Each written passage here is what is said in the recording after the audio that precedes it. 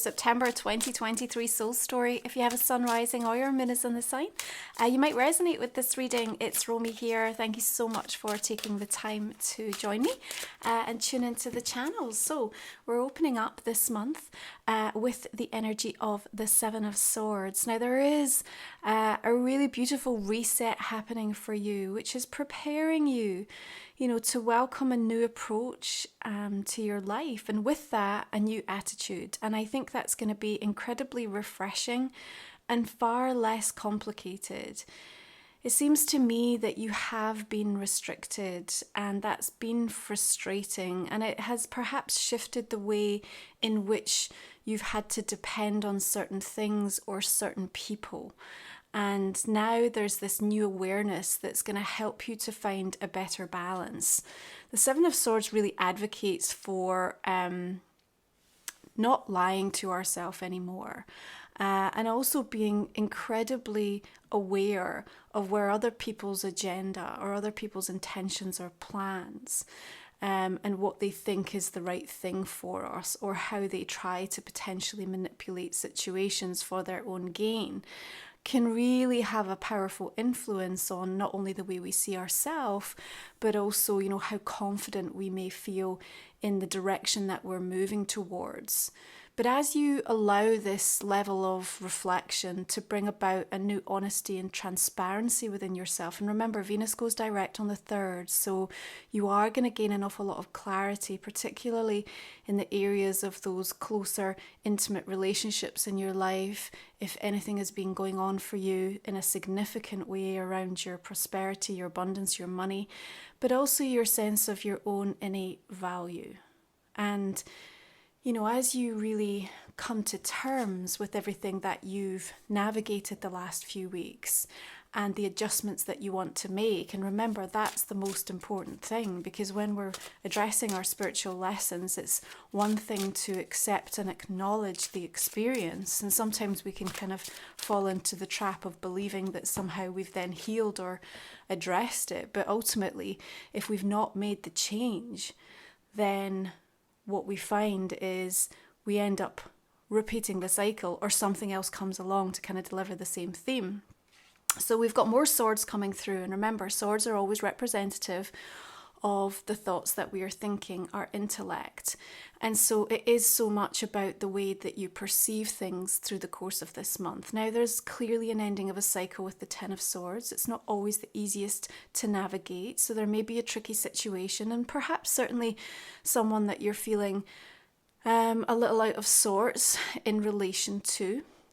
I want to remind you, because I feel like the universe is saying this is so important, right? And it's, also linking in with the fact that Jupiter is going to go retrograde on the 4th, right? And when Jupiter shifts retrograde, the expansion happens from within us. If we cannot recognize for ourselves, like, the true gain in our stories, the things that we're here to celebrate, the things that have brought us joy, and then have a comprehension or an understanding of how those things arrived, how they manifested, and our part in them, then it's going to make it very difficult for you to be able to then truly recognize when things that you really want start to show up. So what we have is almost an invitation. Look back for this year to date, Taurus, and think about the 3 highlights, the 3 things that are absolute standout for you in terms of what showed up that brought you immense joy. And really consider, what was it that made that happen? And what was my part to play in it? And give yourself recognition and celebrate the things that you did that helped to prepare or allow for that experience to happen.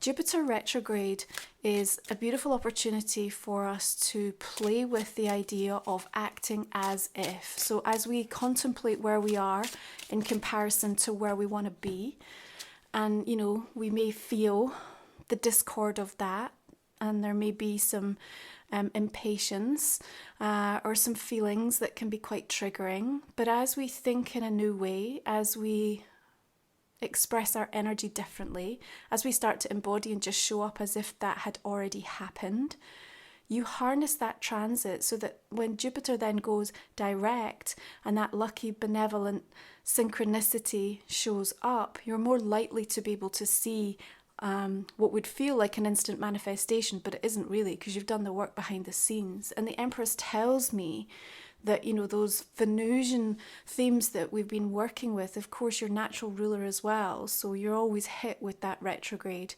even more acutely. But it shows me that you managed to move yourself from an energetic experience, and however that lands for you, because, you know, 7 and the 10 are a little tricky. Yeah, so whether that's, you know, people or situations that are kind of really projecting, or you're feeling like you're being very reactive and responsive to that and it doesn't feel good, you know, the Empress steps up and says, okay, does this feel natural? Does it feel peaceful? Does it feel connected? If it's none of those things, then you have to question its validity or your continued investment in it. Okay, so we don't want you chasing through September. This is a month where you want to allow things to take their natural course, because the lights are moving from amber to green. And, you know, in that first week of September, the sun will trine with Jupiter, you know, on the 8th of the month. So there's a really lovely blessing coming in here, returning to something that you love and something that you're good at, that you're capable and confident in. And there's just like something that shows you how it can become more part of your world. And here's like the next theme that I think is going to be so important for you through the course of September, Taurus. And that's really around the understanding that your discipline delivers your destiny. Now, you know, I believe our destiny to a certain degree is set in stone. And so we have free will of how we're going to get there.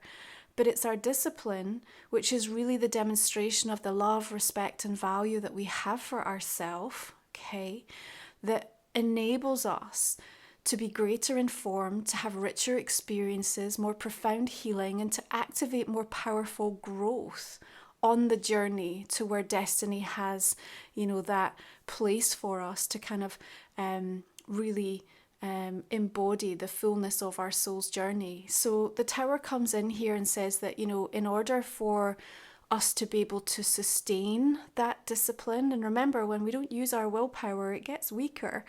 So, you know, the onus is on us to show up every day in ways that kind of help to kind of flex that muscle, if you like. But part of that means that we have to allow certain things to fall away.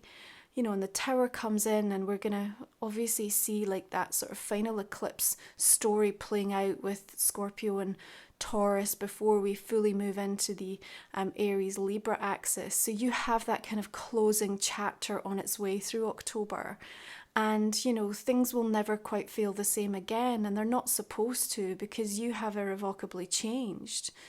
And for me, this is the recognition that you're not worthy when the desire that burns within you manifests, or situations are perfect. It's like who you think you are and who you allow yourself to be and how you perceive yourself when things come into your world that feel like they are destabilizing or kind of causing that kind of upheaval and unsettlement. Okay, so the thing with the Tower is the foundations are wrong. Something needs to give, something needs to shift. And, you know, would we necessarily choose it as an experience? No, but do we understand its value? Well, not always at the time, but in hindsight, yes, we do. And I think if you feel that you are giving more and getting the same or less, then you will address it. And perhaps that's part of the fallout that sort of arrives with that energy of the Tower. Now, the positive thing here is that in September, we have Pallas Athena, asteroid goddess, shifting into Libra on the 13th. We also have Mars in Libra. And here, you know, our diplomacy and our ability to be able to come to the table and have the conversation in a way that's going to be progressive and meaningful can really strengthen your position. So regardless of sort of how you may be treated, what you might be dealing with, how other people are responding to you, you yourself have the opportunity to step forward with a greater maturity and level of growth. And, you know, for some, I feel like, particularly in some of the relationship dynamics that might have been playing out, you know, emotionally distant or avoidant people, you know, don't love or appreciate you more just because you love them. This is, having an impact and an erosion on how you love and appreciate and respect yourself. So I think there's some interesting kind of, again, reflections that are landing for you powerfully that require you to make a change and adjustment this month. But the diplomacy will go a long way. Remember, we're coming at this from the peaceful warrior perspective. We'll find innovative and creative solutions that will be helpful. We also have Vesta shifting into Cancer on the 13th. And remember, she's like the custodian of that sacred inner flame. And, that creative energy is what you need to bring about new solutions to situations that might be impacted by that energy of the Tower. When we can come at things with an open mind and an open heart, we appreciate that we don't know everything. We're willing to take advice. And here's where you have to really be aware, because you're an incredibly proud sign, right? And sometimes that pride and that desire to be self-sufficient really comes from a place of trying to protect yourself from not being disappointed or crushed by other people. And so, the need for connection, the need for support is so highlighted through the course of this month that we want to move you out of survival mode. And sometimes we're not even aware that we're in survival mode because we champion and celebrate the fact that we can do it all ourselves. Yeah, but that Page of Cups is telling me like there's an earnest, willing, open conversation that you can have with yourself and others, that if things happen, you're like, you know what, I need some help. I need some support. I need somebody to lean on right now. And you may feel like you don't have anybody in your world, but I think, have you asked? Have you kind of given yourself permission to even explore that or to be vulnerable enough? Now, your intuition guides you with the Page of Cups. And again, that sort of ability to imaginatively seek different ways of sort of being able to address a situation will also really serve you through the course of this month. Now, the new moon in Virgo lands on the 14th. And that beautiful reset also determines a level of sort of practical application on something. So you have to sort and deal with something on a practical level. Yeah, there's measures that need to be put in place to help facilitate something that you want to bring into being. And remember, that discipline that you have, that consistency that you bring, is going to be like a really important kind of part of that. Mercury will go direct the next day, and so again that will help just feel like it's clearing the air.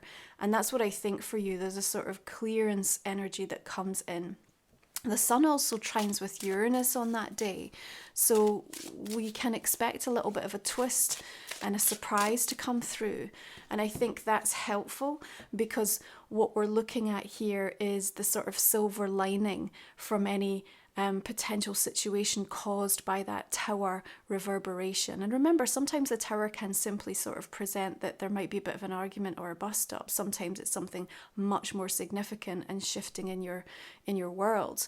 So the well comes through here. It's an extra card in this deck and kind of really supports, she's holding the pendulum here, using that form of divination. But the well kind of represents that sort of place of community where people gather and come together. And there's this sense of you sort of waiting patiently and sort of calling in the right people, calling in the sort of souls and the energies that have the same field of resonance for you.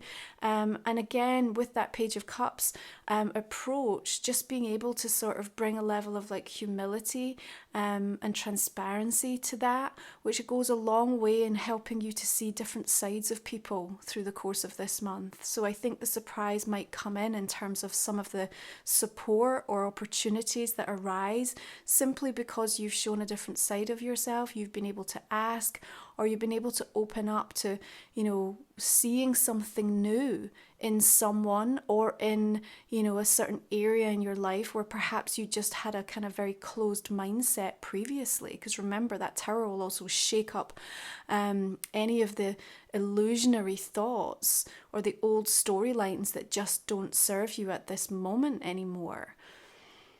Now, the Earth, Gaia, is always showing us the ways in which we can transition. Yeah, from the sunrise and the sunset every day to the power of equinox and solstice energies, the ways that the planets communicate, astrologically, the lunar phases. And so as we celebrate equinox, when we move into Libra season, 22nd, 23rd of this month, sun crossing over that celestial equator, you have the opportunity to make peace with something. Remember, Empress is asking, does it feel natural, peaceful, and connected? There's a beautiful, nurturing, motherly, divine, feminine energy kind of overarching the entirety of your experience through September, helping to facilitate this reset. She innately understands the seasons and cycles and wants you to return to that so that you give yourself permission to transition away from this, because there's something about how you may have been showing up that's still a little bit of an echo or a mirror back to who you used to be, or to the sort of belief that you're going to see a continuation of the same type of energy from someone. And if you don't give yourself that chance to kind of explore a different type of experience, and it's going to feel more refreshing and far less complicated. Even if you're in a situation that the Tower says you might not even have a choice, like to have to make that change. But regardless, I feel that you'll see the merit in it, and the sort of sense that like less is more in regards to something in your world, okay? So Equinox comes in and just helps you to let go of something, to make peace with something, and in an ideal world to find forgiveness for it. But if you're still struggling with that on some level, again, like put your focus back on the reflection of those highlights that you've had from this year. We just want to orientate you towards receiving more of what you want and what you desire. So we're then going to come across the full moon in Aries arriving on the 29th of the month. And the next day there's going to be Mercury trining with Uranus. So another surprise after the new moon, surprise after the full moon. You can expect they might even be connected in some form or another. But that full moon in Aries really laying something to rest. And that Ten of Swords tells me that there's a sort of, this is done. Like this is really done. But that, again, will just lighten your load. It will really feel like a weight has been lifted, and perhaps you didn't even comprehend or fully appreciate the impact that it was having on you. Because remember, Aries energy is like activating of that 12th house for you. So there's a deep need to go into the unconscious, the subconscious, and kind of have a root around in there and sort of really consider what we're still trying to address and what needs to be, lovingly said goodbye to, so that we can prepare, for that next chapter and that new energy that wants to come in for us. So I have a sense it might be a little bittersweet around the full moon in Aries for you. But regardless, again, the next day, that surprise coming in brings news or a message or an information that will be incredibly valuable and almost validate what's just happened. So again, if you feel any confusion, the kind of arrival of that moon sort of draws a line for you, but also kind of indicates quite clearly, and this is why it had to happen, and this is the energy that's incoming for you now. And so I think, the formulation of new plans and strategies for you this month are powerful. But I don't want you forcing anything. Still work with your natural energy levels. You're probably still just coming back to, a rhythm and a routine that suits you and serves you. And so trying to kind of go gung-ho or tackle everything all at once in September could just burn you out really quickly and then make you feel a bit jaded. It's like we had such enthusiasm to start and then it just kind of dissipated very quickly. So use the discipline of the kind of steady and often consistent approach that really demonstrates the way in which you would want to be loved and appreciated, and the way that we want you to love and appreciate yourself. Yeah, it has to be like a constant thing, little and often. This is what helps. If you're new to the channel, Taurus, our last 3 cards we cover in the extended version of the reading talk for another 30 minutes or so, going into this reading and also looking at a personal question and a relationship card for you. I'm going to go ahead and clarify the main reading just to see the direction and some messages that are going to help us to expand on that, okay? So please, if you are resonating, join me with that. And this month, our soul journeys, we have a brand new Equinox energy activation for your rituals. And in the shadow, we're exploring your true intentions and your why around the reasons you want what you want. And that's really important because our shadow work helps to make the unconscious conscious. And if we don't acknowledge or deal with that, then we can become frustrated as to why to certain manifestations are perhaps not showing up, you know, even though we think we know why we want something and the purity of our kind of intention. That sort of hidden storyline can reveal so much and help us to kind of address certain wounds that will then open the doors to something else. So again, you can check out these meditations over on the website. Okay, what do we have with a Page of Cups, Four of Swords, Temperance. Remember, the new themes we're working with as we approach the eclipse next month is this me versus we. And that can create often a sense of feeling incredibly torn. Yeah, and remember like what I said around this sort of self-sufficiency. You know, you have to consider yourself, to what degree am I using this as a shield or a deflection because I just don't want to be disappointed. I don't want to kind of have that experience. Let's go ahead and look at some oracle cards. So this is my own deck. If you're new to my channel, Life Soul Vision Oracle. This is my sacred title. I also have a book, Moon Musings. You can check these out over on the website if you enjoy the work that I do. Okay, we have Crown Energy. Honesty at the Edge of Quiet. We have the Rainbow Dragon and the Wild Rose. We have Golden Ribbons of Light. Detours from the Divine. Energy Conversations, lovely.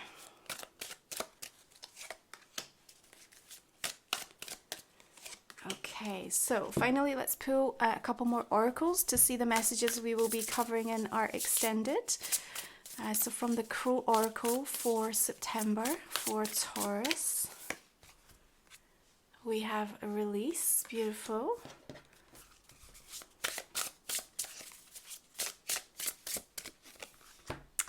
Okay, and you also have the Quail and the Gooseberry, Anticipation. All right, Taurus, thank you so much for tuning in. I look forward to continuing this if you are joining me for the extended.